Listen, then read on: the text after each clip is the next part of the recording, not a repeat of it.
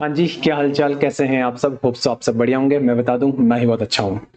तो last class तक आपने अकाउंटिंग के जो गैप के प्रिंसिपल्स थे वो सारे प्रिंसिपल मेरे साथ में देखे थे, जिसमें से मैंने जो आपका ड्यूअल एस्पेक्ट कॉन्सेप्ट था, जिसको हम लोग डबल एंट्री सिस्टम भी कहते थे, वो मैंने छुड़ा रखा था। मैंने कहा था उसको हम लोग लेटर ऑन डिस्कस करेंगे जब हम लोग जनरल एंट्री के चैप्टर में जाएंगे, मतलब कि जो अकाउंटिंग प्रोसेस का इंस्टीट्यूट का चैप्टर नंबर 2 है, जब वहां हम जाएंगे तब जाकर उसको वहां पे डिस्कस करेंगे साथ साथ में। ठीक है, अब हम लोग क्या करने जा रहे हैं? अब हम लोग अकाउंटिंग प्रिंसिपल, जो गैप के प्रिंसिपल है, उसमें जो पार्ट 2 है, जिसको हम अकाउंटिंग कन्वेंशन बोलते हैं, बहुत सारे ऑथर्स ने उसको अकाउंटिंग कन्वेंशन बोला है, बहुत सारे बुक्स में वो स्पेसिफिकली गैप के प्रिंसिपल के अंदर इंक्लूड होता है। तो इंस्टीट्यूट ने भी उसको गैप के प्रिंसिपल में ही जोड़ के दे रखा है, बट असल में वो अकाउंटिंग कन्वेंशन के नाम से जाना जाता था। ठीक है, तो अकाउंटिंग कन्वेंशन, या आप सिंपली वही गैप के प्रिंसिपल बोल सकते हैं। इसमें आपके पास 4 प्रिंसिपल हैं। इसमें आपके पास में 4 प्रिंसिपल हैं, तो लिखना साथ साथ बेटा। Accounting convention. कन्वेंशन का मतलब क्या होता है सर? कन्वेंशन का मतलब होता है बेटा परंपरा। कन्वेंशन का मतलब होता है परंपरा, कि कुछ परंपराएं हैं, कुछ धारणाएं हैं। धारणाएं कैसे लिखते हैं भाई, संभव नहीं है। ठीक है, कुछ परंपराएं हैं, कुछ धारणाएं हैं, जो एक कस्टम था, एक ट्रेडिशन था, उसमें चलता आ रहा था, और उन्हीं को जो वहां पर प्रिंसिपल थे, उन्हीं को कॉपी पेस्ट करके हमने अकाउंट्स के अंदर में डाला, और अपने अकाउंटिंग प्रिंसिपल में वही धारणाएं, वही ट्रेडिशन को यूज किया, और उसी के बेस पे गैप के प्रिंसिपल का जन्म हुआ। तो इस कन्वेंशंस के अंदर में, इन कन्वेंशंस के अंदर में आप 4 प्रिंसिपल पढ़ते हैं। ऑल्दो इनको हम गैप के प्रिंसिपल ही बोलते हैं, they are not different from GAAP का प्रिंसिपल। ठीक है, तो आइए सबसे पहले आप चर्चा करेंगे कॉन्सेप्ट ऑफ कंसिस्टेंसी या convention of consistency.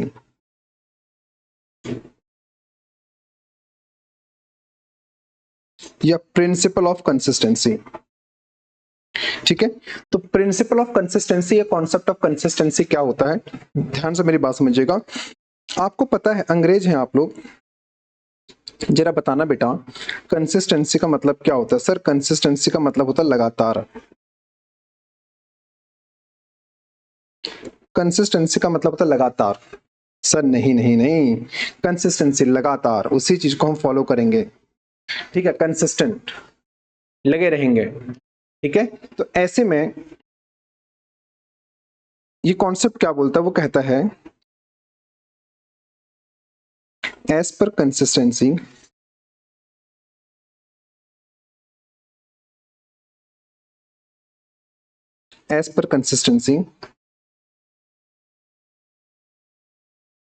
business entity will follow same principle, same method, same policies and procedure.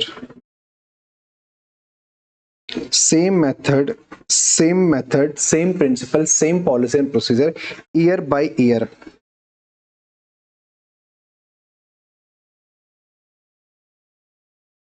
Unless there is change in law or requirement of standards.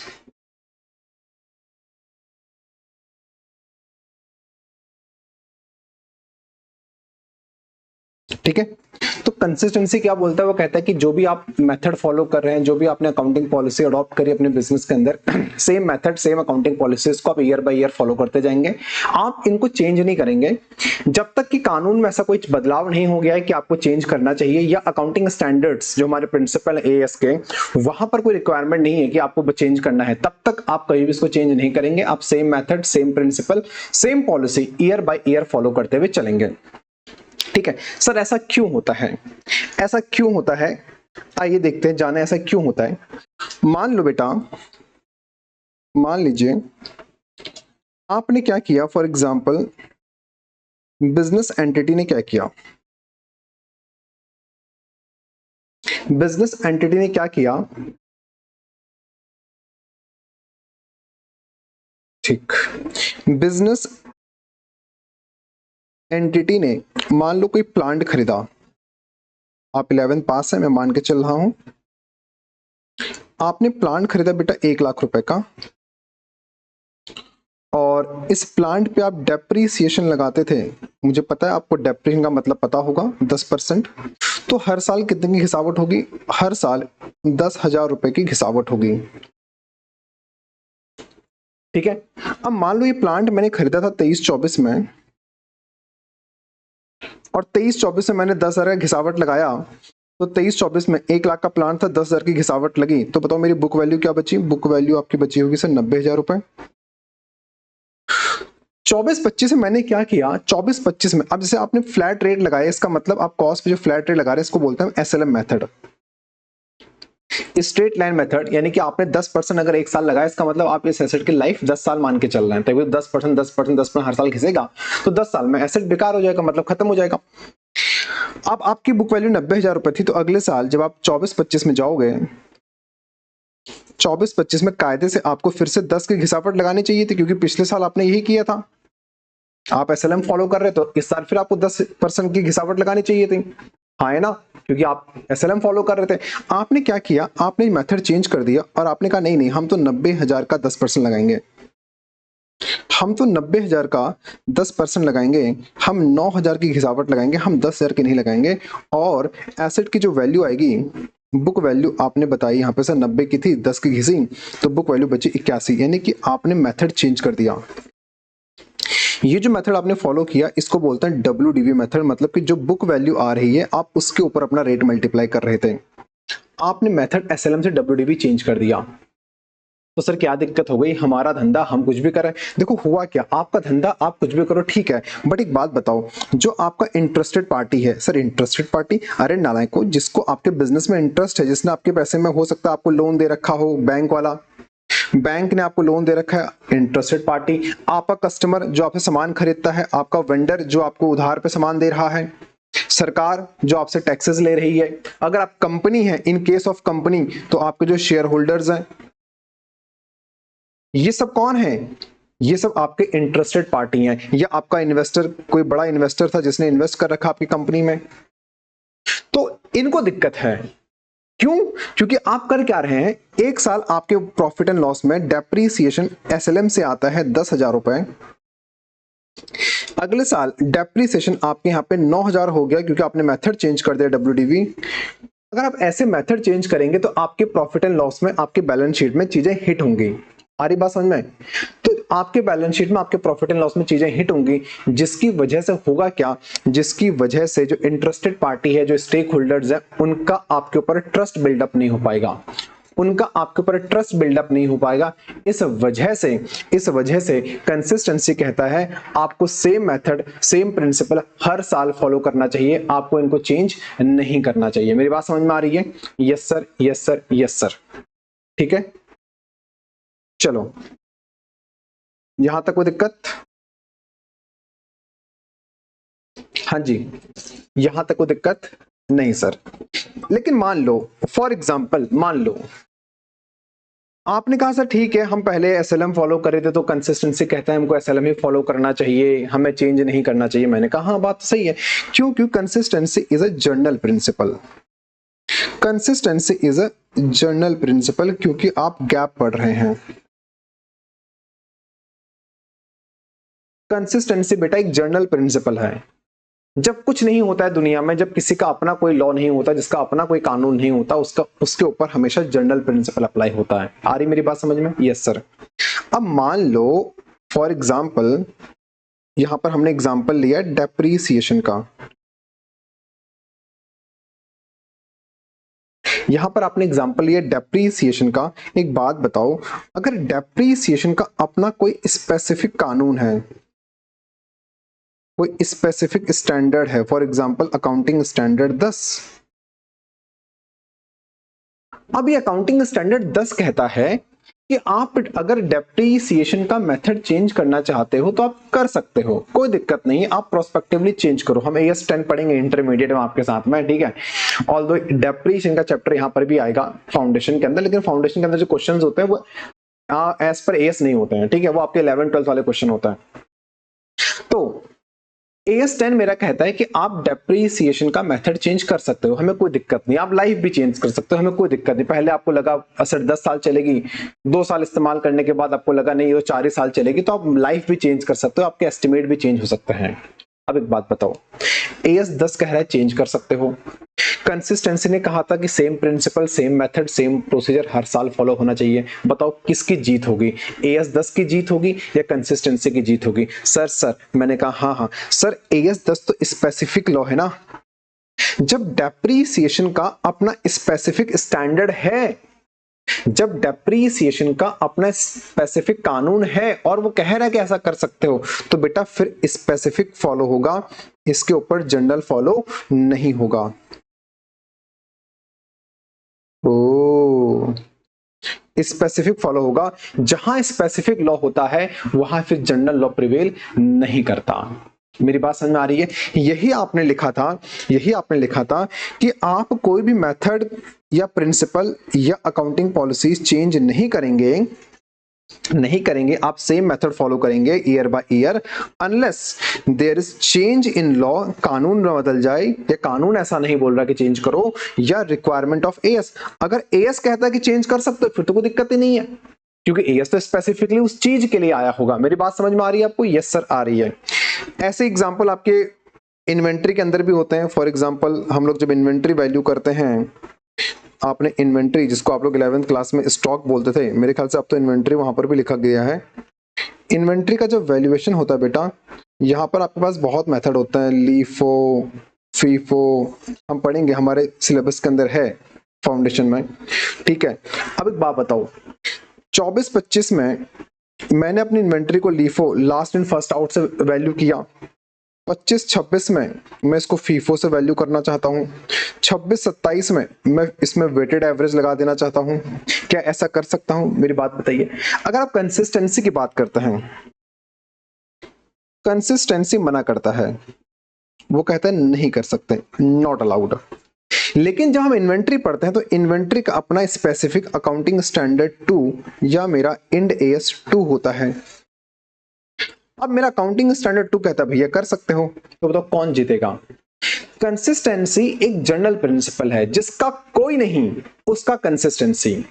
लेकिन जब किसी का अपना स्पेसिफिक कानून है, स्पेसिफिक स्टैंडर्ड है, AS2 inventory की बात करता है और वो कहता है कि आप कोई भी मेथड यूज कर सकते हो, आप चेंज भी कर सकते हो, कोई दिक्कत नहीं है, तो फिर अकाउंटिंग स्टैंडर्ड 2 की जीत होगी, वहां पर आप कंसिस्टेंसी फॉलो नहीं करेंगे। मेरी बात समझ में आ रही है? बस तो करक्स बताइए फटाफट से, कंसिस्टेंसी क्या बोलता है? Same method, same principle, same policies, same procedure आपको हर साल फॉलो करते हुए चलना है, unless there is a change in law और रिक्वायरमेंट ऑफ अकाउंटिंग स्टैंडर्ड। मतलब कि जब किसी का अपना खुद का स्पेसिफिक AS है और वहां कुछ लिखा है तो फिर वो स्पेसिफिक लॉ अप्लाई होगा, फिर कंसिस्टेंसी अप्लाई नहीं होगा। जहां कुछ नहीं लिखा है वहां हमेशा हमेशा कंसिस्टेंसी अप्लाई होगा।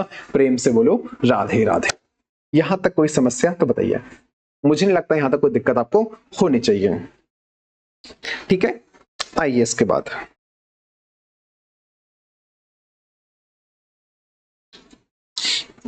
बाद आ जाइए मेरे साथ, कॉन्सेप्ट ऑफ या principle of full disclosure.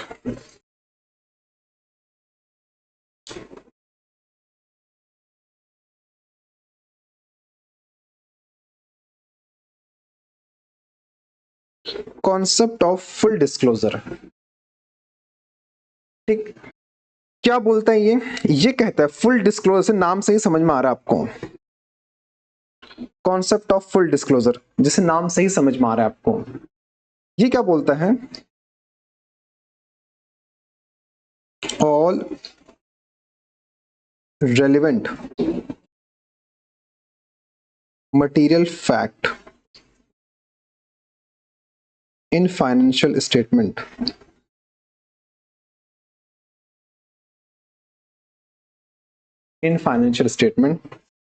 should be disclosed by way of footnote और explanation।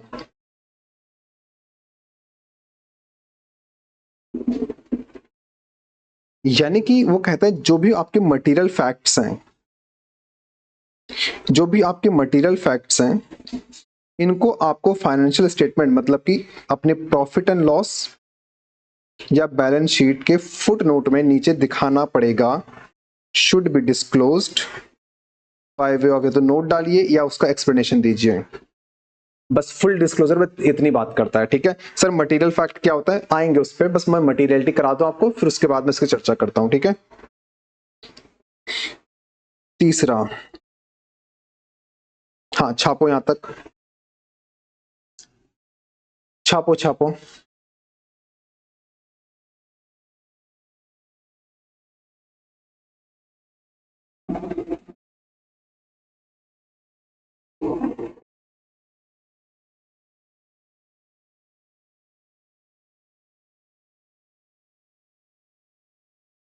देखो इसके बाद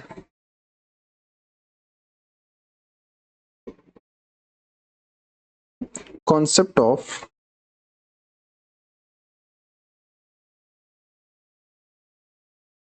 मटीरियलिटी, कॉन्सेप्ट ऑफ मटीरियलिटी। ठीक, मटीरियलिटी क्या बोलता है, क्योंकि दोनों लिंक हैं मैं इसीलिए आपको पहले लिखा दे रहा हूं। ये कहता है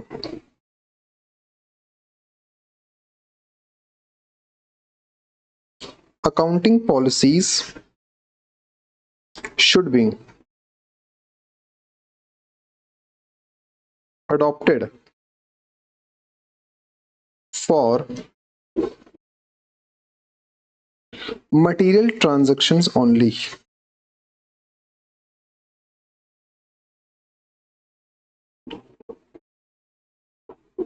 Immaterial item should be ignored। यानी कि आप बस उसी को रिकॉग्नाइज करिए, आप बस उसी को रिकॉग्नाइज करिए या उसी को कंसीडर करिए अकाउंटिंग के अंदर जो कि मटेरियल इन नेचर है।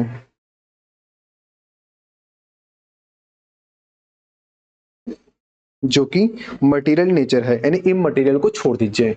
अब ध्यान से मेरी बात समझिएगा, कॉन्सेप्ट ऑफ मटेरियलिटी और कॉन्सेप्ट ऑफ फुल डिस्क्लोजर, अगर आप दोनों को साथ साथ देखो, दोनों को साथ साथ देखो ध्यान से। इसने क्या बोला, इसने कहा कि जो मटेरियल फैक्ट है उनको शो करिए, और इसने कहा जो मटेरियल फैक्ट्स हैं उनको ही रिकॉग्नाइज करिए, उनको ही रिकॉग्नाइज करिए।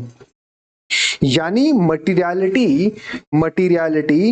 ये जो कॉन्सेप्ट है ये कहता है कि सिर्फ और सिर्फ जो मटेरियल फैक्ट्स या आइटम है उन्हीं को अकाउंट्स के अंदर आप रिकॉर्ड करिए। ये रिकॉर्डिंग की बात करता है। ओ, ये रिकॉग्निशन की बात करता है बेटा, और ये उसके डिस्क्लोजर की बात करता है। मटेरियल आइटम्स या मटेरियल ट्रांजैक्शंस के रिकॉर्डिंग की बात करता है, और फुल डिस्क्लोजर मटेरियल आइटम और मटेरियल फैक्ट्स के डिस्क्लोजर की बात करता है। दोनों बात अलग अलग हैं।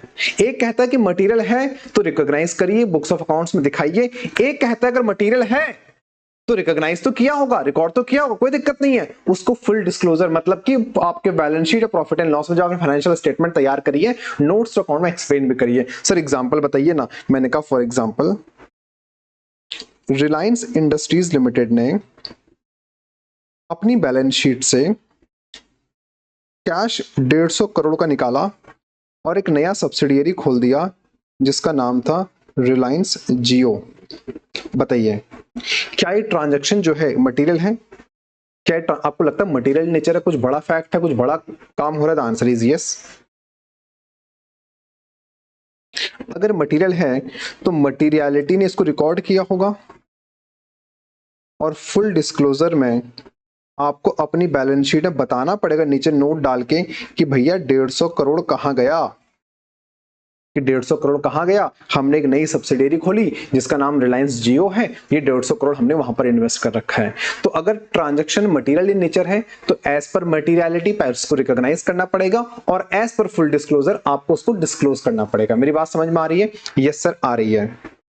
अब क्वेश्चन ये आता है सर हमको कैसे पता चलेगा कि मटेरियल क्या है? आपने तो बोला कि जो मटेरियल ट्रांजैक्शन है, अगर मैं आसान सी भाषा में आपसे बात करूं अंग्रेजों, जो मटेरियल का मतलब क्या है? मटेरियल का मतलब है इंपॉर्टेंट। जो आपको लगता है मटेरियल का मतलब जो आपको लगता है कि इंपॉर्टेंट है, मतलब बड़े बड़े ट्रांजैक्शन, बड़े बड़े ट्रांजैक्शन जो आपको लगता है मटेरियल है, इंपॉर्टेंट है ये। अब हमें कैसे पता चलेगा ये इंपॉर्टेंट है कि नहीं है? तो ये जो इंपॉर्टेंस है, एक सेकंड बेटा, ठीक है, आपको कैसे पता चलेगा मटेरियल है? तो हम क्या बोलेंगे, sir materiality is subject to professional judgment. Oh, materiality की बेटा कोई भी सेट डेफिनेशन नहीं है। जब हम अकाउंटिंग कर रहे हैं, जब हम अकाउंटिंग कर रहे हैं, जिसमें हम मुनीम हैं, हम बिजनेस एंटिटी के मुनीम काउंटर दफ्तर में बैठे हुए हैं, उस समय हम मुनीम के नजर से सोचेंगे। मुनीम के नजर से क्या सोचेंगे? बिजनेस पॉइंट ऑफ व्यू से कि यार ये चीज मेरे बिजनेस के लिए इंपॉर्टेंट है क्या, ये चीज मेरे बिजनेस के लिए मटेरियल है? अगर मटेरियल है तो रिकॉर्ड करो और मटेरियल नहीं है तो इग्नोर करो। लेकिन जब आप ऑडिट पढ़ते हैं, ग्रुप 2 के अंदर जब आप ऑडिट पढ़ेंगे कल को सीए इंटर में, वहां पर आप ऑडिटर के पॉइंट ऑफ व्यू से बात करते हैं कि ऑडिटर जैसे में ऑडिट कर रहा है, जैसे में एग्जामिन कर रहा है, रिकॉर्ड्स चेक कर रहा है, क्या उसको लगता है कि ये मटेरियल है for the purpose of stakeholder, जो इसमें इंटरेस्टेड पार्टी है, क्या ये रिपोर्ट उनको जानी चाहिए कि नहीं जानी चाहिए? तो दोनों जगह पे मटेरियलिटी अलग अलग नजरिए से देखी जाती है कि क्या ये इंपॉर्टेंट है या नहीं है। जिस समय आप बिजनेस एंटिटी हैं, दुकानदार हैं, तो आप अपने बिजनेस के पॉइंट ऑफ व्यू सोचेंगे। जिस समय आप ऑडिटर हैं तो फिर आप ऑडिटर के पॉइंट ऑफ व्यू से सोचेंगे। मेरी बात समझ में आ रही है? यस सर, आ रही है। तो मटेरियलिटी की कोई सेट डेफिनेशन नहीं है। क्या मटेरियल है ये डिपेंड करता है आपकी प्रोफेशनल जजमेंट आपसे क्या कहती है। आपको क्या लगता है, आप बताइए आपके बिजनेस के लिए क्या ये जरूरी है, क्या आपके बिजनेस के लिए इंपॉर्टेंट है। इसीलिए हम ऑडिट के अंदर आप क्या पढ़ते हैं, मटेरियल किसको बोलते हैं? मटेरियल मीन्स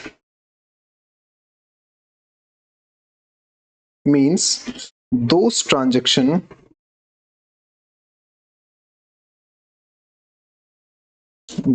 ट्रांजैक्शंस या item which can influence the decision of interested party। Interested party कौन है?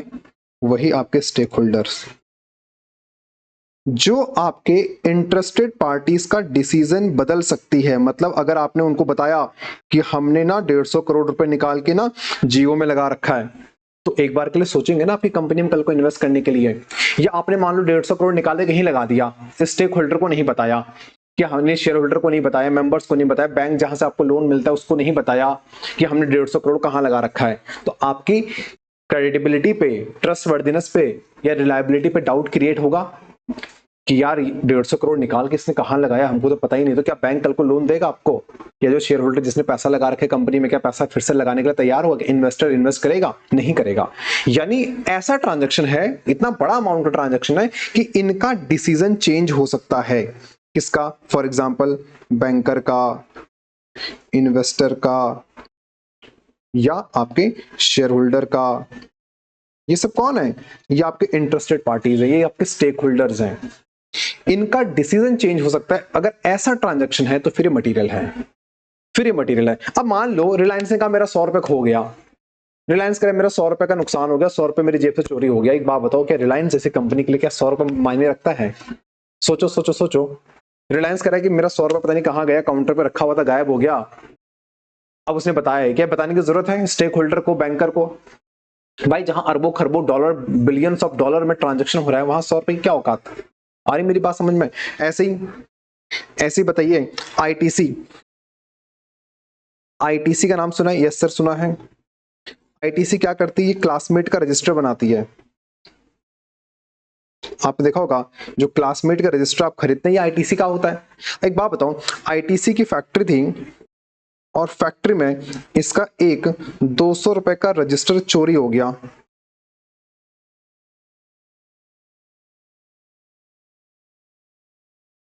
अब एक बात बताओ, 200 रुपए का रजिस्टर चोरी हो गया, क्या 200 रुपए की जो चोरी आईटीसी, जहां डॉलर पता नहीं कितने बिलियंस ऑफ डॉलर में ट्रांजैक्शन हो रहा है, कितने बिलियंस ऑफ डॉलर का इसका टर्नओवर होगा, क्या अब आईटीसी को अपने स्टेक होल्डर या बैंकर को बताने की जरूरत है कि भाई साहब मेरा 200 रुपए का ना एक रजिस्टर चोरी हो गया फैक्ट्री में से, बस बना ही था, ताजा ताजा बन के रखा था, पता नहीं कहां चोरी हो गया। बताने की जरूरत है कि आईटीसी के 200 रुपए का रजिस्टर मायने रखता है? जरा मुझे बताओ, तुम बताओ मुझे, ना बताओ ना, सब मतलब ही नहीं है सर। ऐसे पता नहीं कितने रजिस्टर बनेंगे। लेकिन एक बात बताओ, यही 200 रुपए का रजिस्टर, यही 200 रुपए का रजिस्टर मान लीजिए एक शर्मा बुक डिपो था,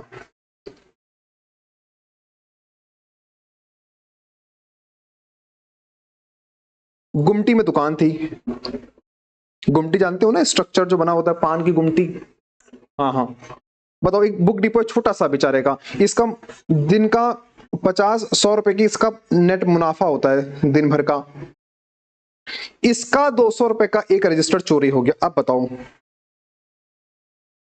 इसकी गुमटी से 200 रुपए का रजिस्टर चोरी हो गया। अब बताइए क्या शर्मा बुक डिपो के लिए 200 रुपए इंपॉर्टेंट हो जाएगा? The answer is yes sir, important हो जाएगा। तो मटेरियल क्या है ये डिपेंड करता है आपका बिजनेस का नेचर क्या है और आपके प्रोफेशनल जजमेंट पे। आप बताइए आपके बिजनेस के हिसाब से क्या ये आपके लिए मटेरियल बनता है या नहीं बनता है। मेरी बात समझ में आ रही है? At the same point of time वो 200 रुपए का रजिस्टर आईटीसी के लिए मटेरियल नहीं होगा, at the same point of time वो 200 रुपए का रजिस्टर शर्मा बुक डिपो के लिए मटेरियल हो सकता है। ऐसी मान लो होम लाइट, होम लाइट क्या करती है? होम लाइट मैच बॉक्स बनाती है, माचिस के डब्बे आपके घर में आते हैं ना, जिससे दिया जलाते हो आप, कुछ तो कुछ और ही जलाते हो, बात अलग है, बट हम तो दिया जलाते हैं। अब होम लाइट का जो माचिस का बॉक्स आता है, एक बात बताओ, होम लाइट की फैक्ट्री से एक 10 रुपए का माचिस का डब्बा गायब हो गया, तो क्या होम लाइट जो कंपनी है उसके लिए वो 10 रुपए का डब्बा मायने रखता है? क्या इसके लिए मटेरियल है वो? क्या वो रिकॉग्नाइज करेगा? The answer is no. क्या वो बताएगा अपनी बैलेंस शीट में मेरा 10 रुपए, जहां करोड़ों अरबों की बैलेंस शीट होगी, नीचे नोट डाल के बताएगा वो मेरे 10 रुपए का माचिस का डब्बा इस बार चोरी हो गया फैक्ट्री से? द आंसर इज नो, उसके लिए मटेरियल नहीं है, सब्जेक्ट टू प्रोफेशनल जजमेंट। लेकिन एक बात बताओ, एक पप्पू पान वाला है और पान की दुकान है, उस पान की दुकान की गुमटी जिसका बेचारे का पूरे दिन भर में पान से मुनाफा ही 50-60 रुपए होता है, दिन भर जब बैठता है वो 8 घंटे, तब जाके वो रात में शाम को 500 1000 50-100 रुपए कमाता है, मुनाफा कमाता है, मतलब रेवेन्यू नहीं, मुनाफा 50-100 रुपए उसकी जेब में जाता है। अब एक बात बताओ, जो बंदा दिन भर का 50 या 100 रुपए मुनाफा कमाता है, उसकी गुमटी से 10 रुपए का माचिस का डब्बा चोरी हो गया, आप बताइए क्या इसके लिए मटेरियल हो जाएगा? द आंसर इज यस, इसके लिए मटेरियल हो जाएगा। तो मटेरियल की कोई सेट डेफिनेशन नहीं है, मटेरियलिटी की बस एक ही परिभाषा है, which can influence the decision of interested party.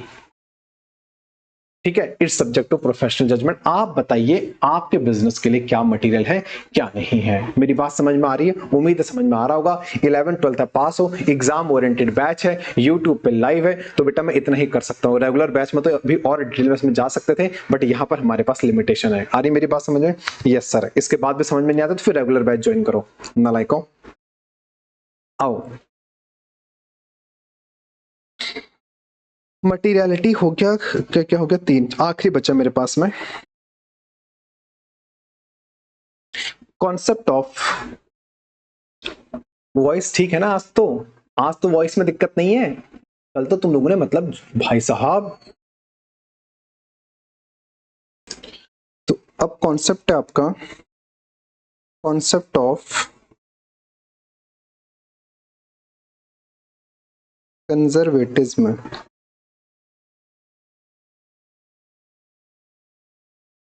Concept of conservatism, ये लो। अरे रे कहाँ भाग रहा है? कॉन्सेप्ट ऑफ कंजर्वेटिज्म, या इसी को पता है, इसी को बोलते हैं प्रूडेंस।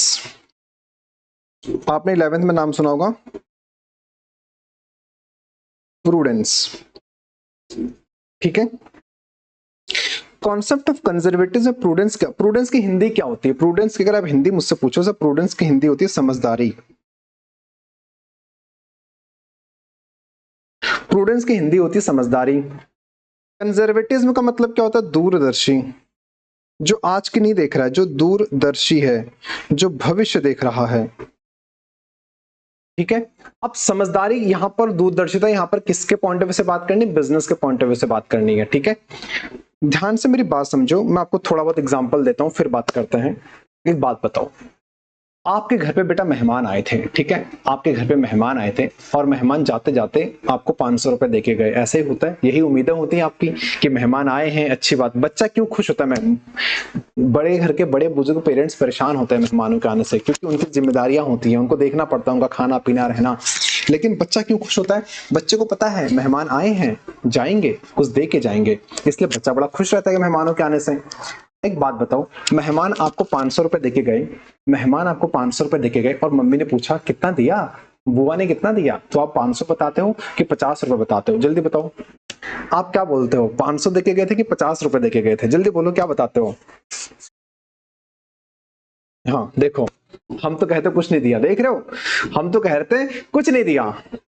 यानी कि ध्यान से मेरी बात समझना, आपका 500 रुपए का इनकम हुआ, आपकी 500 रुपए का इनकम हुआ और आपने उसको क्या कर दिया? जीरो कर दिया। मम्मी ने पूछा कितने का दिया, आपने कहा कुछ नहीं दिया। मम्मी बड़ी कंजूस हो गई बुआ आजकल, पहले तो देती थी अब तो कुछ नहीं दे रही है। यानी आपने अपने प्रॉफिट्स को डिक्रीज कर दिया। आपने कौन सी पॉलिसी बताइए जिसमें आपने मम्मी को बताया कुछ नहीं दिया, आपने कौन सी पॉलिसी यूज करी? आपने अपनी पॉलिसी ऐसी यूज करी जिसने आपके प्रॉफिट्स को कम कर दिया। आ रही मेरी बात समझ में? यस सर आ रही है। ऐसे ही बताओ, जब कभी होता नहीं स्कूल में टेस्ट होता है या एग्जाम होता है, आप अपनी पॉकेट मनी से कॉपी किताब या पेन पेंसिल कुछ भी खरीद के लेके, स्टेशनरी खरीद के लेके आते हो। एक बात बताओ, जब तुम 50 रुपए की स्टेशनरी खरीद के लाते हो और पिताजी पूछते हैं बेटा कितने की कॉपी लेके आए, कितने का पेन लेके आए, तो तुम 50 बताते हो कि तुम 100 बताते हो? बताओ मुझे, तुम 50 बताते हो कि तुम 100 बताते हो? बोलो। हम तो देख लो, 50 का 500 बताते हैं। हाँ, पिताजी के ही कार्ड से लेके आते हैं। यानी आपने क्या किया? आपने इन्फ्लेट कर दिया। आपने 50 रुपए का खर्चा किया, लेकिन आपने खर्चा 50 नहीं बताया। आपने कितना बताया? आपने 100 बताया, आपने 150 बताया। ऐसा होता है बहुत बार। आप जब ऐसे ढाबे में खाना खा के आते हैं दोस्तों के साथ में, आपने ढाबे में चाउमीन खाया, ढाबे में चाय पी, और आप अपने दोस्त, जो दूसरा दोस्त कहीं बाहर, उसको क्या टशन बोलते हैं, अरे भाई साहब आज तो मैंने तो 1000 की कॉफी पी, मैंने 500 रुपए का नूडल्स खाया। आप बढ़ा चढ़ा के बताते हो ना खर्चों को अपने, टशन मारने के लिए। आपने मूवी देखी होगी क्लासिक वाली, आप बताओगे मैंने तो रेक्लाइनर मूवी देखी थी भाई, 800 रुपए का टिकट था। तो आप करते क्या है? आप कौन सी पॉलिसी ऑप्ट कर रहे हैं? आप ऐसी पॉलिसी यूज कर रहे हैं जो आपके खर्चे को इन्फ्लेट कर रही है, जो आपके खर्चे को बढ़ा चढ़ा के बता रही है। सेम जो आपने किया ना, क्योंकि हम क्या पढ़ रहे हैं? हम लोग कन्वेंशंस पढ़ रहे हैं, हम प्रथाएं पढ़ रहे हैं, customs, tradition which are used in the society by human. जो आप यूज करते हैं उसी को हमने अपने अकाउंट्स में कॉपी किया। तो कॉन्सेप्ट ऑफ कंजर्वेटिज्म क्या बोलता है? वो कहता है एक सेकंड रुक, इसको क्या हो गया, इसका शनि क्यों भारी है? तो क्या करते थे आप लोग? यानी कि आपने क्या किया? आपने अपने खर्चे बढ़ाए और अपने इनकम को कम किया। इसी को हमारे गैप के प्रिंसिपल्स में इनकॉर्पोरेट कर दिया गया। अब गैप क्या बोलता है देखो, ये कहता है अकाउंटिंग पॉलिसी, यानी कि दोज अकाउंटिंग पॉलिसी, दिख रहा है तुम लोग को? अरे यार ये तो मतलब हद ही हो जाती कभी कभी।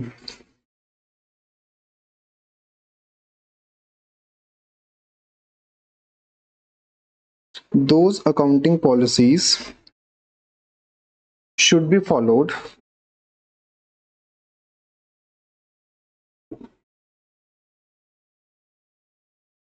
which results in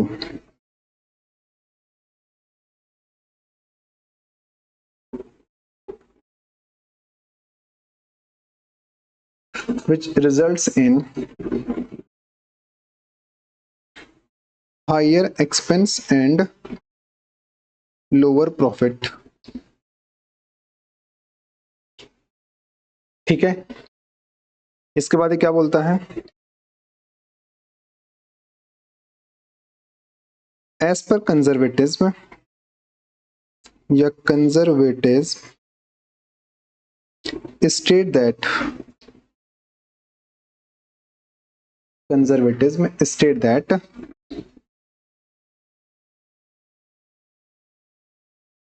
anticipate, don't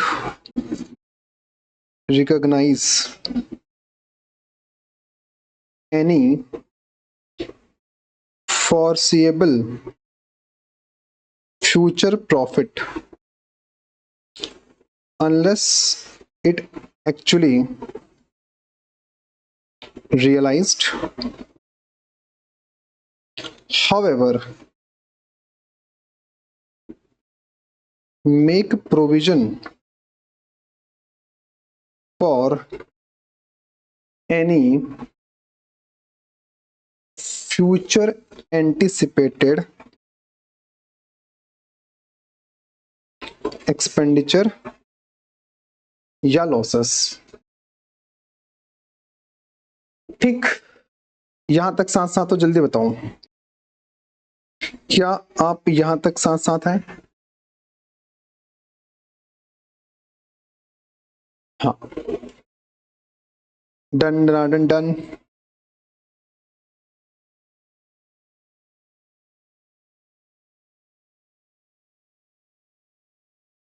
ठीक है, कोई दिक्कत यहां तक? यानी ये क्या कह रहा है, ये क्या बोल रहा है आप देखो ध्यान से, वो कह रहा है कि those accounting policy should be followed which results in higher expense और लोअर प्रॉफिट। यानी हमेशा ऐसी पॉलिसी ऑप्ट करिए जो आपके बिजनेस के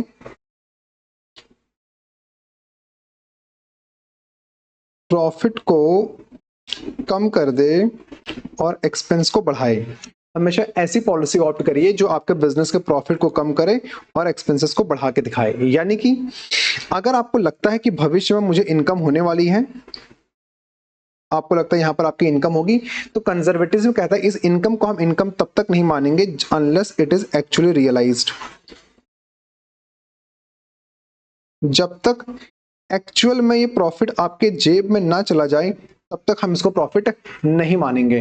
लेकिन हाँ, अगर आपको लगता है भविष्य में खर्चा पैदा होने वाला है, भविष्य में कोई नुकसान पैदा होने वाला है, इसके लिए आज से तैयारी करो बेटा, आज से तैयारी करो, इसके लिए आज से तैयारी करो। ये कौन बोल रहा है? ये कंजर्वेटिज्म कह रहा है आपसे।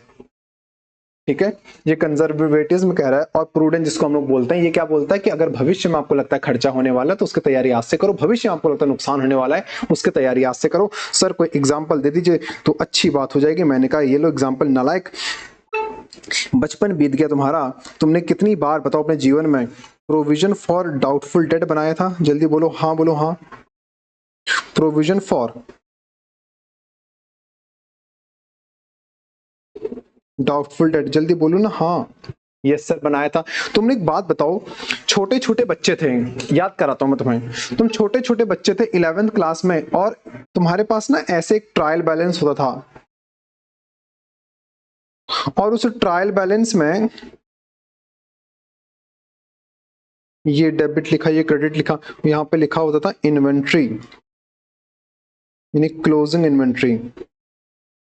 ठीक है, यहाँ पे लिखा होता था मान लो 25,000 रुपए और नीचे जब ये खत्म होता था यहाँ पर इंफॉर्मेशन में लिखा होता था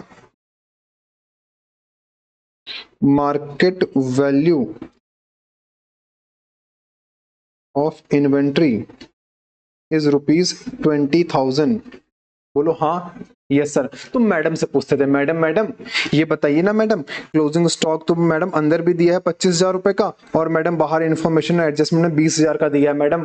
तो एक बात बताइए मैडम, जब हम प्रॉफिट एंड लॉस बनाएं और जब हम बैलेंस शीट बनाएंगे मैडम, तो यहाँ पर बाई क्लोजिंग स्टॉक और यहाँ पर बैलेंस शीट में क्लोजिंग स्टॉक मैडम कितने का दिखाएं, 25 या 20? मैडम क्या बोलती थी? मैडम बोलती बेटा बेटा सुनो सुनो, मार्केट में कितने का दिख रहा है? मार्केट में मैडम 20 का दिख रहा है। अच्छा, मतलब तुम अगर इस 25 के सामान को आज बेचने जाओगे बाजार में तो कितने का बिकेगा? मैडम मैडम 20 का ही बिकेगा। तो बताओ बेटा तुम इससे कितना कमा सकते हो एक्चुअल में? Maximum to maximum. मैडम 20 ही कमा सकते हैं, तो बेटा एक बात बताओ, जिस चीज तुम 20 ही कमा सकते हो बेच के, क्या इसको अपने घर में 25 दिखाना सही लग रहा है तुम्हें? जब तुम इससे कमा ही 20 पाओगे कल को बेच के, तो क्या तुम्हें सही लगता है कि हम इसको आज बोले मेरे पास तो 25 का स्टॉक है, 25 का स्टॉक है? The answer is no. तो मैडम बोलती थी बेटा बेटा सुनो, एक काम करो, जब कमाना ही 20 है तो जो कम है वो दिखाओ। और मैडम ने ये सब तो बोला ही नहीं, तुम समझे? पता है मैडम बोलती बेटा बेटा विच एवर इज लोअर, जो दोनों में से कम हो वो दिखाओ, जो दोनों में से कम हो वो दिखाओ। ये कहां लिखा है? ये हमारे अकाउंटिंग स्टैंडर्ड 2 में लिखा है। अकाउंटिंग स्टैंडर्ड 2 जब आप पढ़ेंगे ग्रुप 1 के अंदर एडवांस अकाउंट्स में, तब आप देखेंगे वो क्या बोलता है। वो कहता है कि जब भी आप इन्वेंट्री की वैल्यूएशन करते हैं 31 मार्च को क्लोजिंग में, तो आप कॉस्ट और NRV which ever is lower पे दिखाते हैं। क्यों? क्योंकि भैया which ever is lower means what, कि अगर कल को आप इसको बेचने जाओगे, तो कल को आप इसको बेचने जाओगे, एनआरवी और बिकेगा। हम लोअर क्यों दिखा रहे हैं सर? हम कम कम इसलिए दिखा रहे हैं, स्टॉक क्या है? मेरी एसेट है। एक तो बैलेंस शीट में एसेट साइड दिख रहा होगा, अरे बोलो ना हाँ। एक तो बैलेंस शीट में एसेट साइड दिख रहा होगा, और प्रॉफिट एंड लॉस में क्रेडिट साइड दिख रहा होगा, क्लोजिंग स्टॉक। अगर मैं इसको बढ़ा दूंगा, सोचो अगर मैं इसको ज्यादा दिखाता, मतलब आप लोअर में से अगर हायर वाले को दिखाते, होता क्या? आपका क्रेडिट साइड 25 होता, यस सर, 5 से बढ़ता, 5 से बढ़ता तो आपका 5 से प्रॉफिट भी बढ़ता, बोलो हाँ। और आपकी बैलेंस शीट में एसेट भी 5 से बढ़ता, यानी आप प्रॉफिट ज्यादा दिखा रहे हो, आप एसेट ज्यादा दिखा रहे हो। क्या ऐसा करते हो आप असल जिंदगी में? क्या करते हो आप? प्रॉफिट और एसेट हमेशा कम दिखाते हो। तो प्रूडेंस ने क्या कहा था? प्रूडेंस ने कहा था कि हमेशा ऐसी पॉलिसी ऑप्ट करिए जो आपके प्रॉफिट को कम कर दे, जो खर्चे आपके बढ़ा दे, जो एसेट्स को कम करे, लायबिलिटीज को बढ़ाए। यही तो सीखा था कि अगर मुझे लगता है भविष्य में प्रॉफिट होगा तो हम उसको प्रॉफिट नहीं मानते जब तक मेरी जेब में ना जाए, लेकिन अगर मुझे लगता है भविष्य में खर्चा होगा तो मैं उसके लिए आज से तैयारी करना शुरू कर देता हूं। आ रही मेरी बात समझ में? यस सर, आ रही है बात समझ में। ठीक है, तो ऐसे में आप क्या करते हैं? आप कॉस्ट और NRV which ever is lower, ये AS2 बोलता था। और जब आप AS2 से पूछोगे AS2 तुम ऐसा क्यों बोलते हो, वो भी कहता है कि भैया देखो प्रूडेंस, कंजर्वेटिज्म, कंजर्वेटिज्म ऐसा करने के लिए हमें बोलता है। क्यों? क्योंकि कंजर्वेटिज्म कहता है कि ऐसी पॉलिसी हमेशा ऑप्ट करिए बिजनेस में जो खर्चे बढ़ाए और इनकम को कम करें। इसीलिए आप प्रोविजन फॉर डाउटफुल डेट बनाया करते थे कि मान लो मेरे पास सर हमारे पास में एक डेटर है, सर डेटर है श्यामलाल तो है 1 लाख रुपए का, लेकिन सर हमें डर है कि श्यामलाल कल को पैसा मारेगा, मुझे पता है ये श्यामलाल मेरा 20,000 रुपए मारेगा सर, ये 80 ही पे करेगा। तो जब आपको डर है कि भविष्य में श्यामलाल 20 मारेगा, तो मैं इस 20 का क्या करता हूं? मैं इस 20 का आज से प्रोविजन बनाना शुरू कर देता हूं, इस 20 की मैं आज से तैयारी करना शुरू कर देता हूं। आ रही बात समझ में? अरे बोलो ना हाँ, yes sir, yes sir, yes sir. ठीक है, यहां तक कोई दिक्कत? तो जो आप बचपन में प्रोविजन फॉर डाउटफुल डेट बनाते थे, आप इन्वेंट्री कॉस्ट एनआरवी विच एवरेज लोअर दिखाते थे, ये सब कौन बोलता था? ये सब हमारा कंजर्वेटिज्म बोलता था, ये सब हमारा प्रूडेंस आपको ऐसा करने के लिए बोलता था। देखो ध्यान से, those accounting policies should be opted, हमेशा ऐसे अकाउंटिंग पॉलिसी आप ऑप्ट करोगे जो आपके खर्चों को बढ़ा दें और आपकी इनकम को कम कर दें। वो कहता है कि आप don't recognize any future profit, अगर आपको लगता है भविष्य में प्रॉफिट होने वाला है, हम उसको तब तक प्रॉफिट नहीं मानेंगे जब तक एक्चुअली वो प्रॉफिट आपने कमा लिया हो। जब तक नहीं कमाओगे तब तक उसको हम प्रॉफिट नहीं मानेंगे। अरे सीधा बन जाए, क्या दिक्कत तुझे? ठीक है, लेकिन अगर तुम्हें लगता है भविष्य में लॉस होने वाला है, हाउएवर अगर तुम्हें लगता है भविष्य में लॉस या खर्चा पैदा होने वाला है, तो उसकी आप तैयारी आज से शुरू कर दोगे। ठीक है, ठीक है, ठीक है। Done डनाडन done. प्रेम से बोलेंगे राधे राधे। इसी के साथ आपके कॉन्सेप्ट एंड कन्वेंशन गैप के सारे प्रिंसिपल यहाँ पर खत्म हो जाते हैं। उम्मीद है आपको सारे के सारे समझ में आए होंगे, उम्मीद है आपको अच्छा लगा होगा। 11th में आपने बहुत अच्छा पढ़ा था, बस मैंने तो थोड़ा सा रिवीजन करा दिया और कुछ नहीं किया। ठीक है, चलिए तो आइए मेरे साथ साथ एक बार यहाँ पे आ जाओ फटाफट। ठीक है, एक बार मेरे साथ यहाँ पे आ जाइए फटाफट से। तो आपने क्या क्या पढ़ लिया इसमें से अभी तक? ये हो गया, ये हो गया, ये हो गया। ठीक है, ऑब्जेक्टिव ऑफ अकाउंटिंग आपको पता है, पढ़ा दिया था मैंने, लिमिटेशन आपने पढ़ लिया था, ब्रांचेस ऑफ अकाउंटिंग ये हमें करना है। ठीक है, branches of accounting, branches of accounting का मतलब अकाउंट्स के कितने बच्चे हैं। तो अकाउंट्स के बेटा ब्रांचेस जब हम पढ़ते हैं तो अकाउंट्स के हम मोस्टली, वैसे ब्रांचेस तो बहुत सारे होते हैं, फिलहाल हम जब अकाउंट्स की बात करते हैं हम यहाँ पे 3 ब्रांचेस की बात करते हुए चलते हैं। Financial accounting,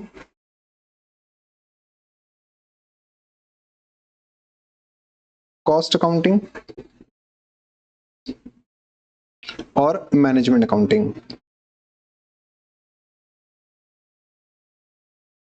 financial accounting, cost accounting और मैनेजमेंट अकाउंटिंग 3 ब्रांचेस अकाउंट्स की होती हैं। तीनों ब्रांचेस के अपने अलग अलग काम है। फाइनेंशियल अकाउंटिंग कौन सी अकाउंटिंग है? जो आपने 11 12 में पढ़ा था, 11 12 फाउंडेशन, इंटर, फाइनल। अरे जब तक दुनिया है तब तक ये है। कॉस्ट अकाउंटिंग आप सीए इंटर के अंदर पढ़ेंगे मेरे साथ साथ। और मैनेजमेंट अकाउंटिंग, ये मतलब कॉस्ट और मैनेजमेंट दोनों एक साथ हम लोग पढ़ते हुए चलते हैं, ठीक है। फाइनेंशियल अकाउंटिंग में बताओ, 11 12 में जब तुमने अकाउंट्स पढ़ा था क्या पढ़ा था तुमने? 11 12 के अकाउंट्स में क्या पढ़ा था? क्या तुमने कोई डिसीजन मेकिंग करी थी उसमें कि धंधा शुरू करना चाहिए कि धंधा बंद करना चाहिए, कुछ ऐसा सीखा था? The answer is no sir. तो तुमने क्या सीखा था? सर हमने चीजों को रिकॉर्ड करना सीखा था, जर्नल एंट्री करनी सीखी थी, लेजर बनाना सीखा था, और फिर हम लोग ट्रायल बैलेंस बना के प्रॉफिट एंड लॉस बनाते थे और उसकी बैलेंस शीट बनाते थे और हम निकालते थे कि कंपनी ने कितना कमाया कितना गवाया, यही करते थे। The answer is yes. तो वहां पर आपका पर्पस क्या था उस अकाउंटिंग का? उस अकाउंटिंग का एक ही पर्पस था, कंपनी या जो बिजनेस एंटिटी है उसके फाइनेंशियल पोजीशन या उसके financial results, profit and loss पता कर सको। जिस ब्रांच के अंदर, अकाउंटिंग की जिस ब्रांच के अंदर आप बिजनेस एंटिटी का हिस्टोरिकल डेटा के बेसिस पे, याद रखना हिस्टोरिकल डेटा के बेसिस पे काम करते हैं, यानी कि पहले घटना घट चुकी है, ट्रांजैक्शन हो चुका है, उसके बाद आप उसको रिकॉर्ड करते हैं, क्लासिफाई करते हैं, समराइज करते हैं और फाइनेंशियल रिजल्ट या फाइनेंशियल पोजीशन पता करते हैं। पर्पस क्या है आपका? पर्पस है to determine the financial results and position of the business entity on the basis of historical data. यानी कि पास्ट में कुछ हो चुका है, उस डेटा को मैंने यूज किया, उस डेटा के बेसिस पे मैंने एंटिटी का प्रॉफिट या लॉस पता किया। ये मेरा पर्पस था। जिस ब्रांच के अंदर ये काम करते हैं उस ब्रांच को बोलते हैं फाइनेंशियल अकाउंटिंग। मेरी बात समझ में आ रही है? यस सर, आ रही है।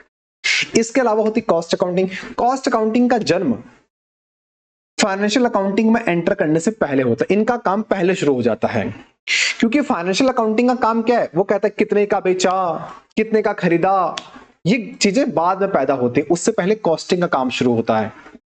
क्योंकि बेचने से पहले आपके पास प्रोडक्ट बन के तैयार होना चाहिए। आपको अगर मोबाइल बेचना है तो पहले मोबाइल बन के तैयार होना चाहिए, और जब मोबाइल बन के तैयार होगा, इसको बनाने में कितना लगा, इसकी कॉस्ट क्या आई बनाने में, ये कौन बताएगा? ये कॉस्टिंग वाले बताएंगे। ये कॉस्टिंग वाले बताएंगे, तो उनका काम पहले शुरू होता है। वो बैकएंड पे काम करते हैं, वो आपको दिखते नहीं है दुनिया में, लेकिन वो बैकएंड पे काम करते हैं। उनका काम फाइनेंशियल वालों से पहले शुरू हो जाता है। उनके बिना फाइनेंशियल कुछ नहीं कर सकता, क्योंकि फाइनेंशियल वालों को तो काम क्या है? हमारा काम क्या? हम कुछ नहीं करते भाई, पुराने इनवॉइस उठाएंगे, रिकॉर्ड कर देंगे, सामान बेचा दिखाओ कितना बेचा। लेकिन जो बेचा ना, ये जो बेचा है आपने, ये कितने का बना, इसको बनाने में कितना लगा, इसकी जो कॉस्ट आ रही है, क्या इस कॉस्ट में जो कॉस्ट आ रही, मान लो इसकी कॉस्ट 1 लाख रुपए आ रही है, क्या इस 1 लाख को हम और कम कर सकते हैं? क्या हम जो चीज आज जो फोन 1 लाख का बना रहे हैं, क्या हम इसको 90 का बना सकते हैं सेम क्वालिटी के साथ, बिना क्वालिटी को कॉम्प्रोमाइज किए हुए? और अगर बना सकते हैं तो हम इसके लिए क्या कोई नई मार्केट ढूंढ सकते हैं क्या? तो किसी दूसरी मार्केट में भी जाके इसको सेल कर सकते हैं। ये सारा काम कौन करता है? ये cost and management accountant backend पे कर रहे होते हैं। तो कॉस्ट अकाउंटिंग जो आप पढ़ते हैं, इस ब्रांच में जो लोग काम कर रहे हैं, जहां पर आपका कॉस्ट अकाउंटेंट काम करते हैं, इनका काम क्या होता है? इनका पर्पस होता है to determine the cost of product and cost per unit of the product. जो सामान आप बेच रहे हो, अकाउंट्स वाले क्या कर रहे हैं? फाइनेंशियल अकाउंटिंग तो बस बेचा खरीदा, उसका प्रॉफिट एंड लॉस निकाल रहा है। कॉस्टिंग वाले ये बताते हैं कि कितने पर बेचना है, कितना प्रॉफिट होना चाहिए, कितना प्रॉफिट तुम बुक करोगे। फाइनेंशियल वाले तो एक्चुअल प्रॉफिट बाद में बताते हैं, कॉस्टिंग वाले पहले से एस्टिमेट कर लेते हैं कि इस फोन को बेच के इतने का प्रॉफिट कमाना है, तो इसको इतने पर बेचना है। ये सब कौन डिटरमाइन करता है? ये सब कॉस्टिंग वाले डिटरमाइन करते हैं, क्योंकि कॉस्टिंग कहती है कि सेल प्राइस आपके हाथ में नहीं होता, सेल प्राइस डिटरमाइन होती है by the market demand and supply. इसलिए हम कॉस्टिंग पे काम करेंगे, कॉस्ट हमारे हाथ में होती है, तो इस कॉस्ट को कैसे कम करना है, क्या करना है, ये सारा काम कौन करता है? कॉस्टिंग वाले करते हैं। तो कॉस्ट अकाउंटिंग का पर्पस क्या होता है कि जो प्रोडक्ट या सर्विस आप दे रहे हैं, इसकी कॉस्ट को, कि हमारी जो लागत है हमारी जेब से जा रही है, वो कैसे न कैसे हम कम करें, ताकि क्वालिटी के साथ कोई कॉम्प्रोमाइज ना हो और बिजनेस का प्रॉफिट इंक्रीज हो चुके हैं। सर मैनेजमेंट वाले क्या करता है? मैनेजमेंट कुछ नहीं करता। Management is a sum of cost और फाइनेंशियल। मैनेजमेंट दोनों को उठाता है, मैनेजमेंट दोनों का कंबाइन उठाता है, कुछ टॉपिक कॉस्टिंग के, कुछ टॉपिक फाइनेंशियल के, जिससे डिसीजन मेकिंग हो सकती है। जैसे कि आपने अकाउंट्स के अंदर बचपन में फाइनेंशियल अकाउंटिंग में कैश फ्लो पढ़ा होगा, रेशियो एनालिसिस पढ़ा होगा, ठीक है, या आपने कंपैरेटिव या कॉमन साइज पढ़ा होगा 12th क्लास के अंदर। ये वो चैप्टर थे आपके जहां पर आप डिसीजन मेकिंग करते थे कि बताओ कंपनी के रेशियो को देख के कंपनी की लिक्विडिटी सही है कि नहीं है, बताओ कंपनी के करंट रेशियो को देख के कि इसकी जो सॉल्वेंसी है वो सही है कि नहीं है, बताओ कैश फ्लो को देख के बताइए इसके क्या कैश फ्लो स्टेटमेंट देख के बताइए कंपनी के हालात कैसे लग रहे हैं, आपको अच्छे लग रहे हैं कि बेकार लग रहे हैं। तो मैनेजमेंट अकाउंटिंग क्या करता है, वो कॉस्टिंग के कुछ टॉपिक उठाए उसने, फाइनेंशियल के कुछ टॉपिक उठाए उसने, और दोनों को कंबाइन किया और उनको स्टडी किया, उसके बेसिस पर डिसीजन मेकिंग करता है। फॉर एग्जांपल कि क्या ये जो प्रोडक्ट बन रहा है 1 लाख का, इससे कॉस्ट ज्यादा आ रही है लेकिन इससे मुनाफा कम हो रहा है, क्या इसको आगे कंटिन्यू करना चाहिए कि नहीं करना चाहिए, क्या इसका कोई सब्स्टिट्यूट प्रोडक्ट बनाना चाहिए कि नहीं बनाना चाहिए, क्या हम जिस मार्केट में अभी तक सामान बेच रहे हैं इसी मार्केट में सामान बेचते चलें कि किसी नई मार्केट में भी अपना प्रोडक्ट लॉन्च करना चाहिए। ये सारे डिसीजन, हमारा जो मेथड है, हमारी जो मशीन है, जिस मशीन से अभी हम मैन्युफैक्चरिंग कर रहे हैं, क्या इसी मशीन से मैन्युफैक्चरिंग करें कि इसको रिप्लेस करके नई मशीन लेके आए। ये सारी जो डिसीजन मेकिंग होती है कौन करता है, ये सारा का सारा काम मैनेजमेंट वाले करते हैं, जहां पर आपको बोर्ड ऑफ मैनेजमेंट बैठा होता है और ये करता है क्या, ये कुछ नहीं करता, कॉस्टिंग और फाइनेंशियल दोनों के टॉपिक उठाता है डिसीजन मेकिंग वाले, उनको एनालाइज करके डिसीजन मेकिंग करते हुए चलता है। मेरी बात समझ में आ रही, उम्मीद है आपको समझ में आ रहा होगा। तो आइए फटाफट से यहाँ पे मेरे साथ branches of accounting, branches of accounting अंदर देखिए, the following are the main branches of accounting, financial accounting, cost accounting और मैनेजमेंट अकाउंटिंग। ठीक है, फाइनेंशियल अकाउंटिंग क्या होता है, financial accounting is prepare to determine the profitability and financial position of the concern during the time. बात खत्म, यही मैंने आपको पढ़ाया था। इसका cost accounting is the formal accounting system for recording the cost, it is systematic process to determine the unit cost और output produce और सर्विसेज रेंडेड। बात खत्म। Management accounting is the concern with the presentation of accounting information management effect of decision making and control. फटाफट से इसको note करिए, फटाफट से इसको छापिए, फिर हम लोग आगे चलते हैं। फटाफट छापो फिर हम आगे चलते हैं, जल्दी से, जल्दी बेटा जल्दी, डन डन डन, जल्दी करो।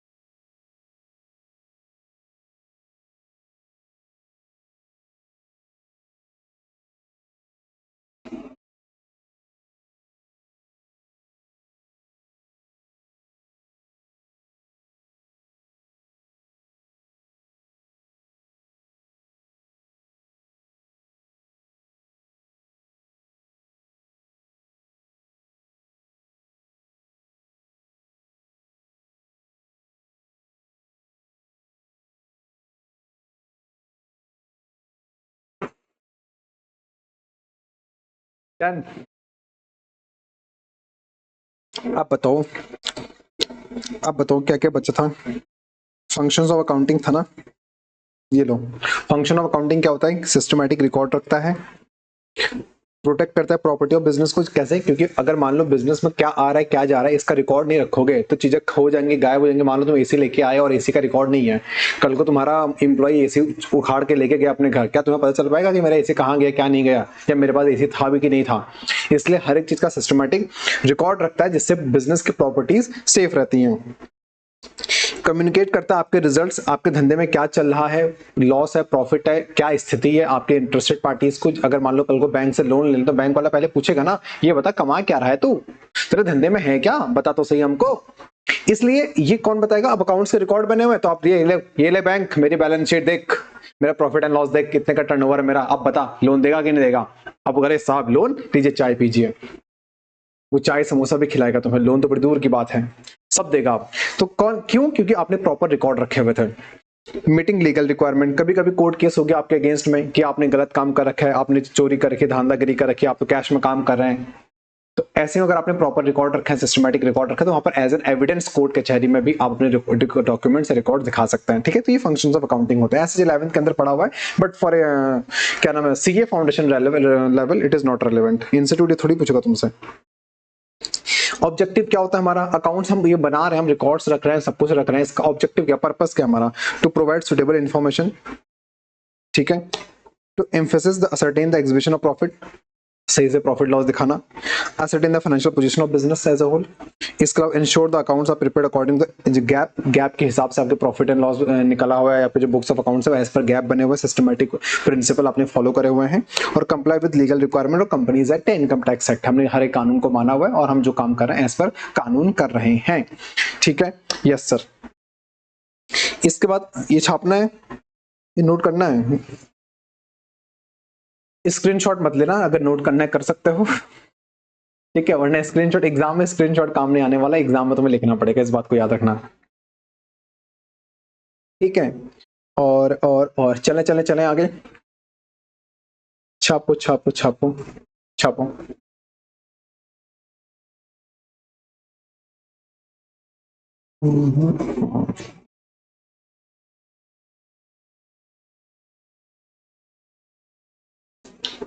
Done done done done. चलो इसके बाद लिमिटेशन ऑफ अकाउंटिंग। अकाउंटिंग का दायरा आपको पता है, जब बुक कीपिंग एंड होती है ना, जहां पर आप छोटे मोटे रजिस्टर से रिकॉर्ड नहीं रख सकते, अब आपको बुक अकाउंट्स के अंदर आना पड़ेगा, तो आपके पास प्रॉपर सिस्टम होना चाहिए, आपके पास एक्सपर्ट होना चाहिए, आपको अकाउंटिंग सॉफ्टवेयर भी लेना पड़ेगा। तो अब लिमिटेशन यही है कि भैया देखो, पहली बात, accounting provides only limited information because it will profitability. सीधी सी बात है फाइनेंशियल अकाउंटिंग, हम पढ़ रहे हैं फाइनेंशियल अकाउंटिंग, तो फाइनेंशियल अकाउंटिंग का एक ही पर्पज है भैया कि बिजनेस का फाइनेंशियल रिजल्ट और पोजीशन बताना, इसके अलावा किसी भी चीज में डिसीजन मेकिंग में, कॉस्टिंग में हम लोग कोई चर्चा नहीं करते। It is consider only those transaction which can be measure in terms of money. मतलब कि हमारा एम्प्लॉय हमारे लिए बड़ी ईमानदारी से काम करता है, बड़ी ऑनेस्टी से काम करता है, बहुत अच्छा आदमी है, उससे हमें घंटा फर्क नहीं पड़ता, हमें तो बस गांधी दिखता है, गांधी पैसे की बात करते हैं, तो इंसान के इमोशंस की कोई कदर अकाउंट्स में नहीं होती है। इसके अलावा accounting provides limited information to the management. इसके अलावा accounting only the historical nature, भैया पहले घटना घट चुकी होती है, ट्रांजैक्शन हो चुका होता है, उसके बाद हमारे पास पर्चा आता है, मतलब बिल आता है, इनवॉइस आता है, तब जाके हम लोग काम करते हैं, हम अपनी बुद्धि नहीं लगाते, तो हम लोग हिस्टोरिकल बेसिस पे काम करते हैं। जैसे कॉस्टिंग वाले क्या करते हैं, वो लोग दिमाग लगाते हैं, वो दिमाग का यूज करते हैं, हम लोग दिमाग का यूज नहीं करते। ठीक है, ये हमारे लिमिटेशंस हैं। ब्रांचेस मैं आपको पढ़ा चुका हूं, अकाउंटिंग प्रिंसिपल हमारे सारे हो चुके हैं, कॉन्सेप्ट भी हो चुके हैं, कन्वेंशन भी हो चुका है, बस ड्यूल एस्पेक्ट मैंने आपको छुड़ा रखा है, क्योंकि जब अकाउंटिंग प्रोसेस का चैप्टर मैं शुरू करूंगा वहां पर हम ड्यूल एस्पेक्ट करेंगे। ठीक है, इसके बाद में अकाउंटिंग स्टैंडर्ड्स आते हैं, और अकाउंटिंग स्टैंडर्ड की चर्चा मैं आपसे कल स्टार्ट करता हूं, है ना, अगली क्लास में। अकाउंटिंग स्टैंडर्ड की चर्चा बेटा अगली क्लास में करते हैं, एएस हम लोग नए चैप्टर से शुरू करेंगे। ठीक है, चलिए, तो यहाँ तक जुड़े रहने के लिए आपका बहुत बहुत धन्यवाद। अगर आपको लेक्चर पसंद आता है, आपको लगता है कुछ बेनिफिट आपका हो रहा है, तो अपने दोस्तों के साथ में, मित्रों के साथ में, जो भी आपके संबंधी उनके साथ शेयर करिएगा, और अभी चैनल पर नए हैं तो चैनल सब्सक्राइब करना मत भूलिएगा। ठीक है, धन्यवाद धन्यवाद धन्यवाद।